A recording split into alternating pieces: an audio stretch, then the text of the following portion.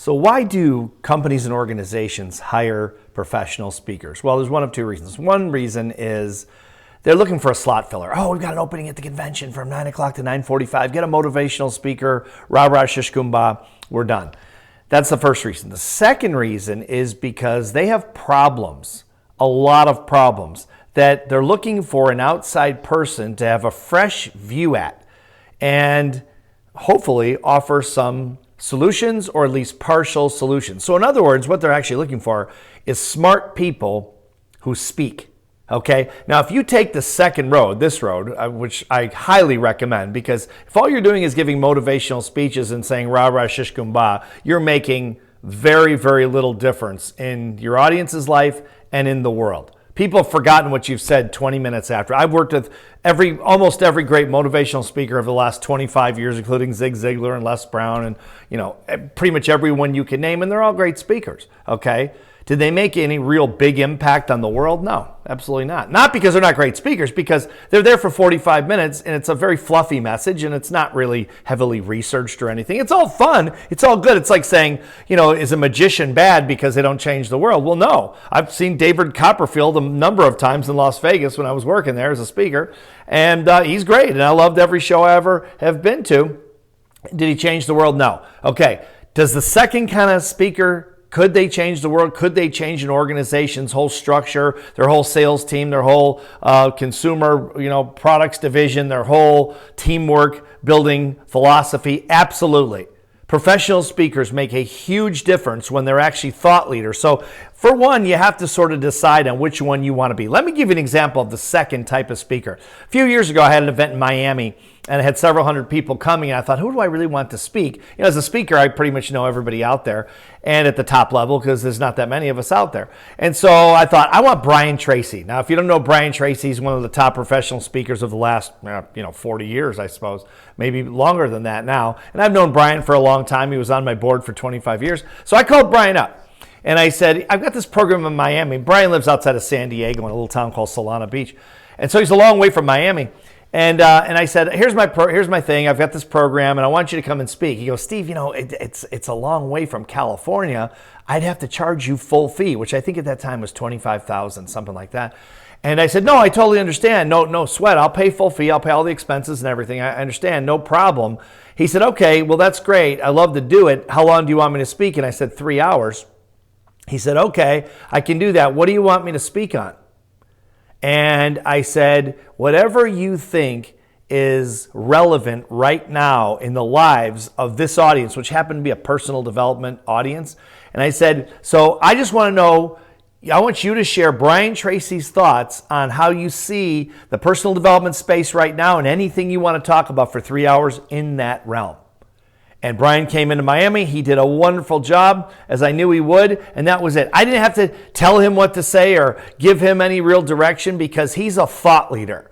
Brian is in the second category. People hire Brian Tracy not because he fills slots. They hire him because he's got a different way of looking at the world. He's a great problem solver, and he's helped a lot of organizations. Has he changed organizations over his career? You bet your life he has. Have the motivational speakers? Absolutely not. Not because they're not great speakers. It's just because there's no depth. Okay. Now again, if you want to just do slot filler motivation, that's fine. Do it. There's nothing wrong with it inherently or anything like that. But if you really want to make a difference, okay, in people's lives, you got to dig in.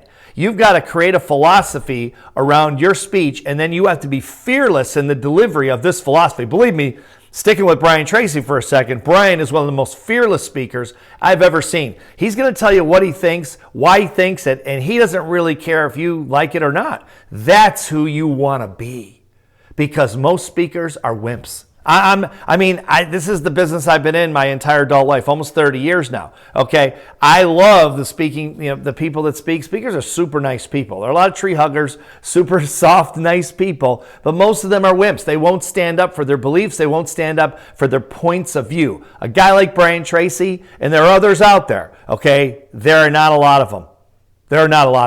This was all the room is. See, a lot of people want to stand up and hear, oh, you're such a wonderful speaker. You're the greatest speaker I love your story. Oh my God, your story is so great. You're so wonderful. Can I, get an autograph? There's nothing wrong with this. It doesn't change anyone's life. Okay, they've forgotten your name 20 minutes later.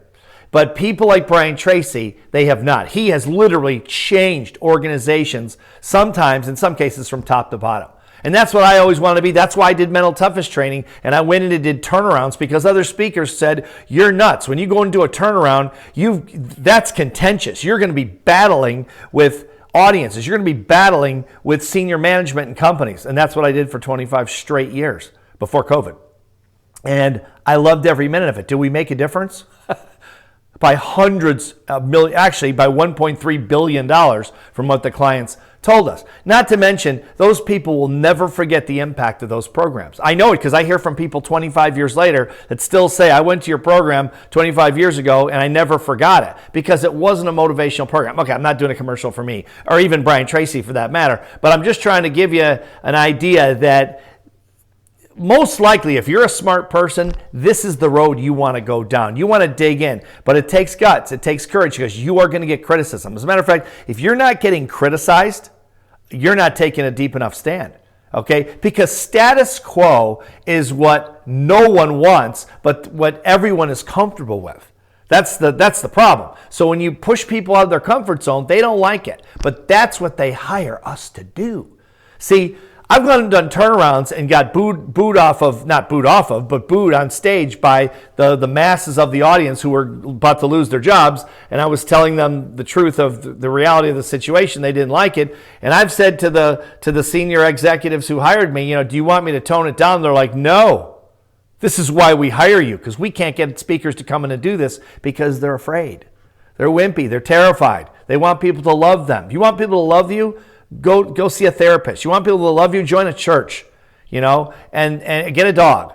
And you can get unconditional love, okay? That's not what this business is about at the highest level. And again, I'm going to stick with Brian Tracy because I didn't really plan on going down this road just with Brian, but Brian is a perfect example of this. He's a perfect example of a fearless thought leader that says it like it is, and if you like it, great. If you don't like it, he's okay with that.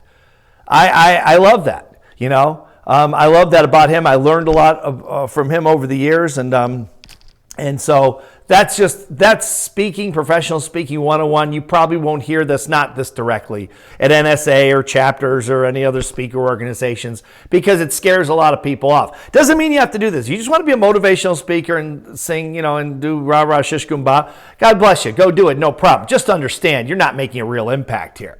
Okay, people are excited because you're a good speaker maybe, for 20 minutes and then they forget your name after that. And you've left nothing there.